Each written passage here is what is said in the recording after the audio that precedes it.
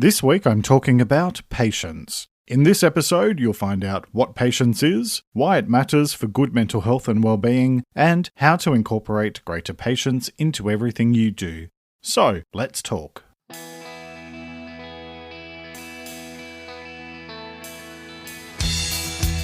This is Let's Talk About Mental Health, a weekly podcast full of simple ideas for better mental health. I'm your host, Jeremy Godwin, and I'm an Australian writer and speaker who spent most of the 2010s dealing with severe depression and anxiety, and that led me to change careers to study mental health. In this show, I use my knowledge of psychology, sociology, and counselling, combined with my personal experiences of dealing with mental illness, to bring you a show full of ways to improve your mental well-being, one step at a time. Each week, I look at one specific topic and go through simple things you can do to improve your mental health. So, get comfortable and let's talk about mental health. Because the more we talk about it, the easier it gets.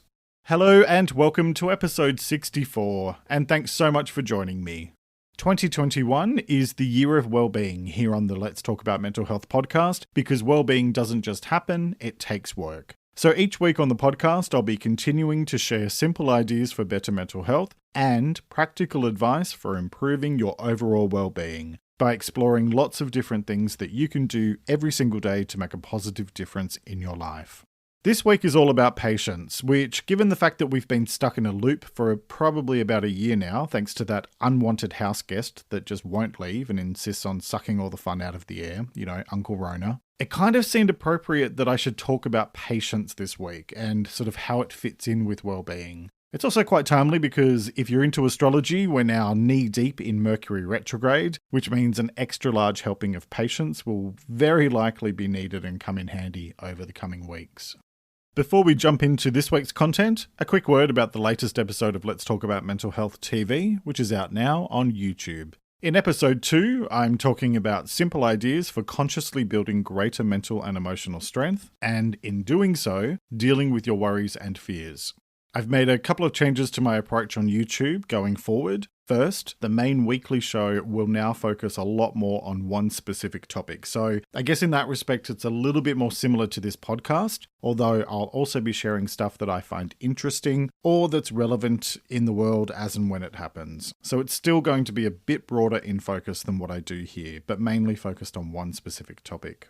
And the second piece that I've changed is that I used to post the full audio-only version of this podcast to YouTube, which was, to be honest, kind of a waste of time and effort because it was lucky to get like 10 or 12 listens a week. So starting with this episode, I will now be doing a mini version each week that's going to be a video-based and that's going to share 5 of my how-to tips from the main episode. And then viewers can listen to the full podcast episode if they'd like to dig into the topic deeper. So that how-to episode will be released every Sunday, and the main Let's Talk About Mental Health TV episode will be released on Wednesday. So if you're in Australia or the Asia Pacific region, it will be in the evening. For the rest of the world, it will be during the morning or sometime throughout the day. So that also means that this podcast will now be coming out on Sunday. So you will start to see it available a few hours earlier than you might be used to, because frankly, I was spending way too long at the end of each episode telling you exactly when the next one would be released. So now I can just say a date and be done with it so you can get on with your day. So now, with all of that out of the way, let's get on to this week's episode about patience. Back in 1985, the great Stevie Nicks sang, "How will we feel 20 years from now? Well, I can't wait, I can't wait." And I'm not sure if anyone actually went back and checked with Stevie in 2005 to see how she was feeling at that time, but the point is that it can be really easy to get caught up in impatient excitement, or just a general desire for things to move forward at a rapid pace. And if the past year has taught us anything, it's that all good things come to those who wait, and wait, and wait some more. Now, I'm not 100% sure how I know that Stevie Nicks song so well, considering that I wasn't born until 1996, which is clearly an outright lie, since that would shave 20 years off my age, and now that you've seen me on YouTube, no one's going to buy that story. But anyway, I can say with absolute certainty that throughout my late 30s and early 40s, I've come to learn the value of cultivating greater patience. Now, do I get it right all of the time? No, absolutely not. Just ask my poor partner who has to put up with my limited patience levels on a daily basis, and yet for some strange reason is still around after all these years. And in fact, in a moment, I'll talk a bit more about why this whole patience thing is actually one of my biggest challenges in life. First, though, let's get some definitions happening. So what is patience? The formal definition is the capacity to accept or tolerate delay, problems, or suffering without becoming annoyed or anxious. And credit to the Oxford Dictionary there via Apple. I think that definition is a great starting point for this episode because if we talk about delays, problems, and suffering, we're certainly talking about a lot of the stuff that can have a huge impact on our well-being, including, but not limited to, all of the various impacts associated with the current ongoing global pandemic. Now, I know that some people are sick of hearing about a particular word that rhymes with Movid, but I don't believe in skirting around the tough conversations in this podcast. In fact, what I do both here and in my work as a coach and mental health consultant is that I challenge people to confront the truth, because only then can we hope to find a way forward that doesn't see us going around in circles. Patience is a huge part of your mindset, which is a topic I explored back in episode 31, and many of us just don't like to wait for things. And part of that comes back to this instant gratification society that we've cultivated over the past couple of decades, where we've made it faster and faster to get things. And so, of course, that's naturally had a negative effect on our willingness to be patient. I mean, let's be honest here. When you can order stuff and have it delivered to your house in a day or two, how patient can we be expected to be when, some things are taking weeks or even longer to arrive? Having little or no patience can often make us feel anxious, because when we want something to happen without being willing to wait every now and then, what we do is make ourselves frustrated when we are made to wait for something, which will inevitably happen to every single one of us at one point or another on most days of our lives. Being impatient can also be risky. Think about changing lanes in traffic at high speed. And I'm sure I'm not the only one who has taken a chance or two so that I could overtake someone who was sitting way below the speed limit. And just on a side note here, has anyone seen that meme that was going around a few months ago that was pointing out that it's funny how each of us think that we're the only ones on the road who are Goldilocks drivers, in other words, not too fast or not too slow, and that everyone else should learn from our example, because I'll admit, I'm guilty of thinking that sometimes. Anyway, total side note, it just popped into my head when I was going through and writing that. I don't know why I felt the need to share that, but here we are. Getting back to the topic at hand, I'm going to quote from an excellent article in the New York Times about patience. The link will be in the transcript, however, you may have to sign up for a free account if you want to read it. You do get so many free articles a month, and look, for me, I like the quality of their journalism, so that's why I'm choosing to share it. Anyway, the piece is, a 2012 study identified 3 distinct expressions of patience. 1. Interpersonal, which is maintaining calm when dealing with someone who is upset, angry, or being a pest. 2. Life hardships, or finding the silver lining after a serious setback. And 3. Daily hassles, which is suppressing annoyance at delays or anything irritating. The good news is that same study found that patience as a personality trait is modifiable. Even if you're not a particularly patient person today, there's still hope you can be a more patient person tomorrow. And again, the link for that is in the transcript. So that definition leads nicely into the next part, which is, why does patience matter for good mental health? And again, I'm going to quote from the New York Times here. The quote is, patience, being the ability to keep calm in the face of disappointment, distress, or suffering, is worth cultivating. It is associated with a variety of positive health outcomes, such as reducing depression and other negative emotions. Researchers have also concluded that patient people exhibit more pro-social behaviors like empathy and were more likely to display generosity and compassion. So, I talk a lot in this podcast about how doing no harm, being kind, and giving more than you take can serve as the most effective foundations of your well-being. And those 3 things go hand in hand with patience, both with yourself and with other people. When you consciously cultivate greater patience in your life, you are choosing to be more self-aware, which I discussed back in episode 62. And it's also a big part of mindfulness, which I covered in episode 42. I think it's worth picking up on that earlier note in the New York Times article about patience being something that you can modify. And I'd like to take a couple of minutes to share a little about what helped to put me on the path of wanting to improve my patience, something that I'm very much still working on and which continues to be a daily struggle, if I'm being completely honest.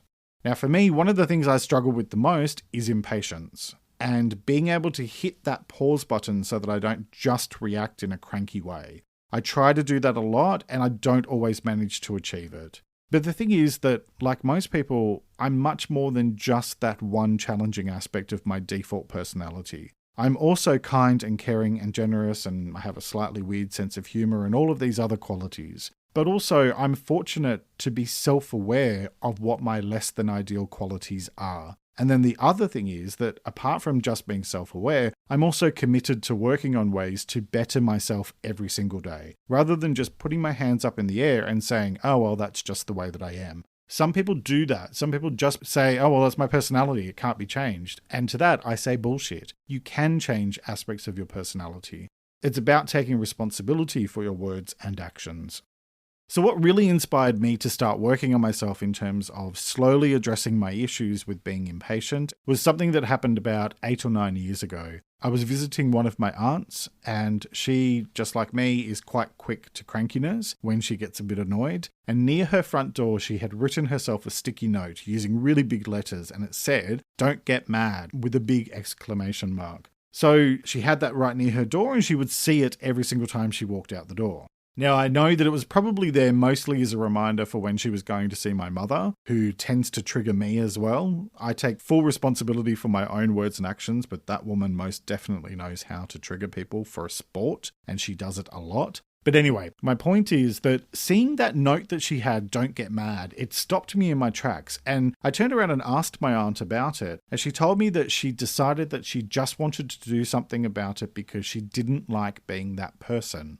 And at the time, she was in her early 60s, she's 70 now, and it just made me think it really is never too late to keep on improving yourself. And so it inspired me to start focusing on being less cranky and being more patient. Now that's a task that is going to take a lot more effort, and it most definitely takes daily work, and also being humble enough to admit when you mess up along the way. But I think that a huge part of self-awareness is turning the awareness bit into actual action.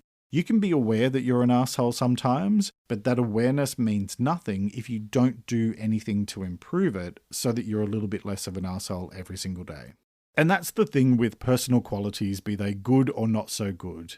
You know, when we talk about things like impatience, that may not be something to be particularly proud of, but the thing is that nobody is perfect. And so I really do think that it's about being more self-aware, which again I explored in episode 62, and then committing to actually doing things to improve so that you can take those little steps every single day to become the best version of yourself possible. And so how do you do that? How do you become more patient? How do you address issues with impatience? Well, let's get into the how-to part of this week's episode. First, make the choice to be patient. Sorry to be boring here, but patience, like all of your mindset, is a choice. Nobody is making you impatient but you. You're responsible for your own words, actions, and feelings, and especially what you do with your feelings. So if you find yourself feeling impatient or struggling to remain patient, then be aware of what's happening. When you're confronted by a challenging situation, often our instincts take over. There's a part of our brain called the amygdala, which are two little almond-shaped clusters that form part of our limbic system. And they've been demonstrated to have a primary role in our decision-making and memory, along with our emotional responses.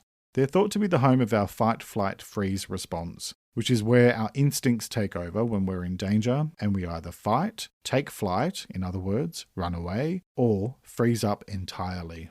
We may have far fewer instances of being in life-threatening situations today than we were in the past. I mean, most of us aren't being chased by hungry lions on a daily basis, but our brains are still trying to protect us from perceived threats. And so often when we feel impatient, it's actually a form of anger or fear that is manifesting. If we just react to it and go with our instincts, we're setting ourselves up for difficulties. Whereas if we choose to pause for 5 to 10 seconds, then we can get past the initial emotional reaction and understand why we might be feeling that way or why it's happening. And then you can respond in a much more thoughtful way. And for the sake of just 10 seconds, you can save yourself a lot of trouble in the future. I talked about mindset in episode 31 of the podcast and choice in episode 50, so check those out for more self-development ideas related to those topics. Point number 2 is, if you're really struggling to do that, pause and think about the consequences of being impatient. If you yell at someone or cause a ruckus, you're going to have to deal with the consequences. And life is far more pleasant when we don't have to spend half of it with a mop and bucket cleaning up our own messes. Again, the point here is to pause and reflect so that you're not just being hijacked by your emotions. This allows you the time and space to respond more thoughtfully, rather than just reacting emotionally. Next, focus on what is within your control. As I said before, you have direct control over your own words, actions, and feelings. And that's pretty much all that you can directly control.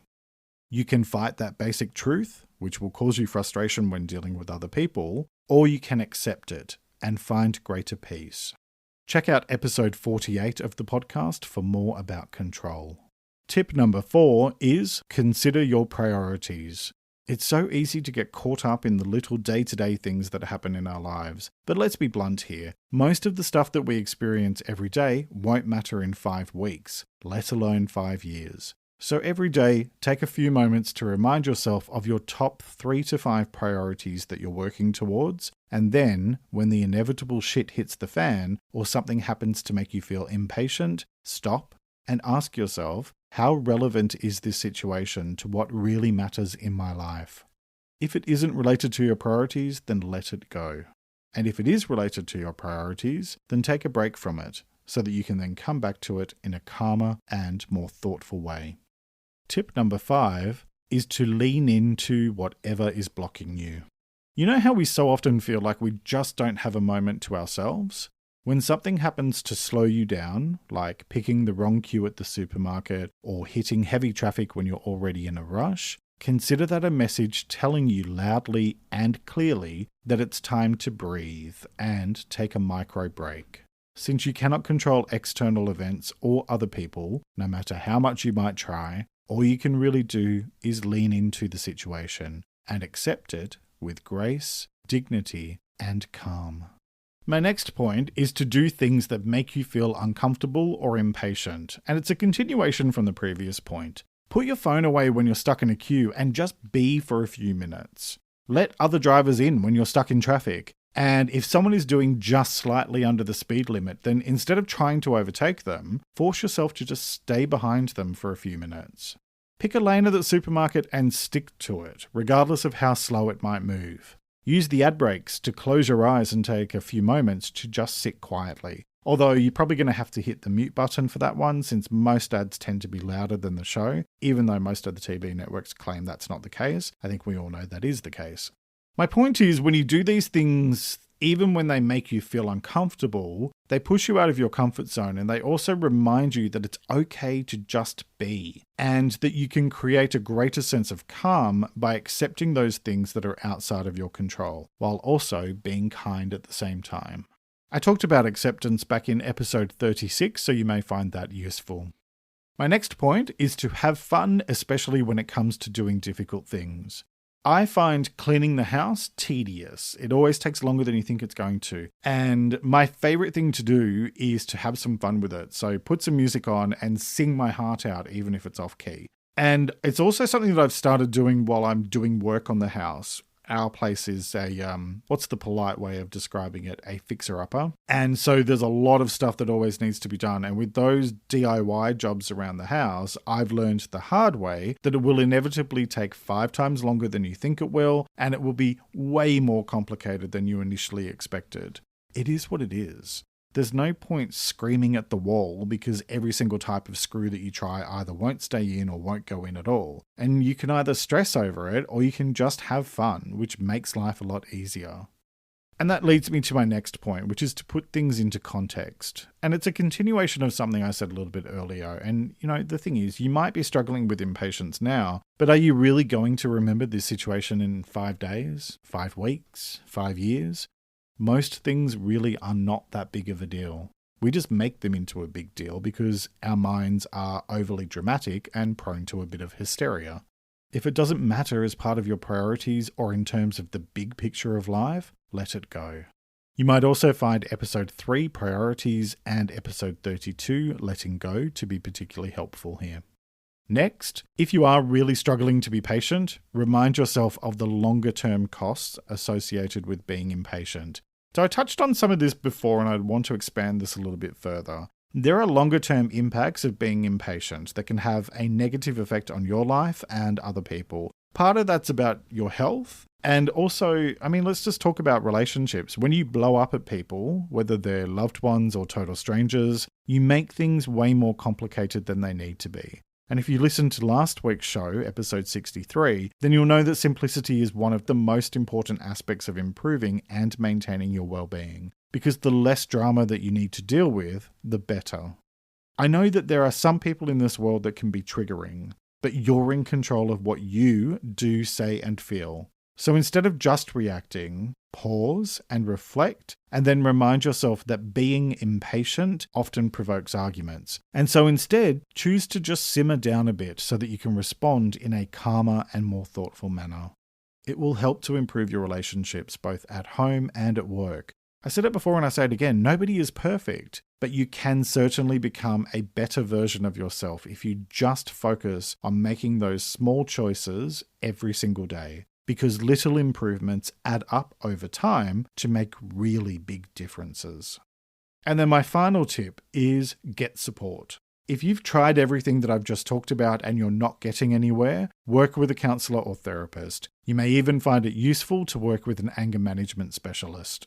There is absolutely no shame in getting help to address issues, and in fact, it's something that I think should be celebrated a lot more, because not enough people are willing to be humble enough to admit that they need support in order to work on improving themselves. So I think that every single person who chooses to work with a professional support person deserves to be applauded for taking those steps towards becoming a better version of themselves.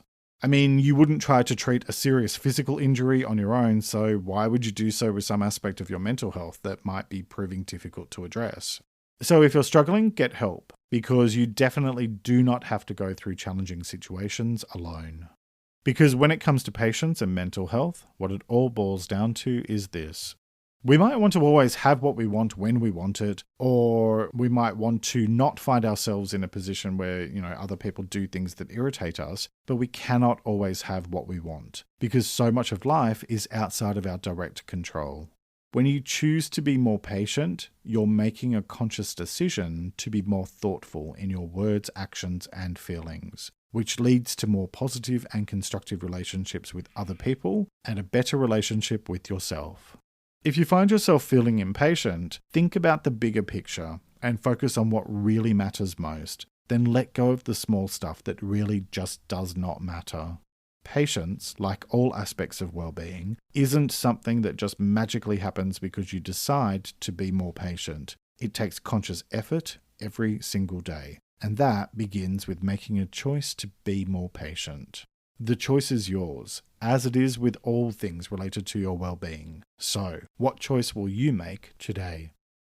Each week I like to finish up by sharing a quote about the week's topic, and I encourage you to take a few moments to really reflect on it and consider what it means to you. This week's quote is by the Russian writer Leo Tolstoy, and it is, "The two most powerful warriors are patience and time." Let me repeat that. The two most powerful warriors are patience and time. Alright, that's nearly it for this week. Next week, I'll be talking about resistance. If you've ever watched Star Trek, then you'll know that the Borg, who might sound Swedish but are not, and yes, that's a reference to my favourite Star Trek movie, First Contact, the Borg very often like to remind anyone who will listen that resistance is futile. We tend to resist many things in life, even if they're actually good for us. And we can often try to control things that we just cannot control. So it takes some work to be able to identify how to deal with all of that stuff so that we're controlling what we can and letting go of what we cannot, but without being a pushover or becoming a drone for an army of cybernetic villains. So next time, I'll be talking about what resistance is, why overcoming resistance is essential for your mental health, and how to resist less and grow more. I hope you'll join me for that episode, which will be released on Sunday the 7th of February. If you're in Australia, New Zealand, or the Asia Pacific region, it will be available at 7 p.m. In the UK and Europe, it will be out mid-morning, and in North and South America, you'll have it first thing in the morning. And of course, join me for Let's Talk About Mental Health TV, which will now be released every Wednesday on YouTube following the same schedule. So evenings in the Asia Pacific, mornings in the rest of the world. Head to letstalkaboutmentalhealth.com.au for links and past episodes, including audio and full transcripts. And while you're there, join the mailing list to have exclusive updates land in your inbox. Those of you on my email list find out about new stuff at least a week before anybody else. So if you like this show, then sign up at the website letstalkaboutmentalhealth.com.au. You can also find Let's Talk About Mental Health on Instagram, Pinterest, and Facebook at LTA Mental Health, where I post extra content throughout the week. And you can follow my work as a writer, speaker, and wellbeing consultant, along with my general musings about life and stuff that I find amusing, at Jeremy Godwin Official. Thank you very much for joining me today. Look after yourself and make a conscious effort to share positivity and kindness out into the world, because you get back what you put out. Take care and talk to you next time.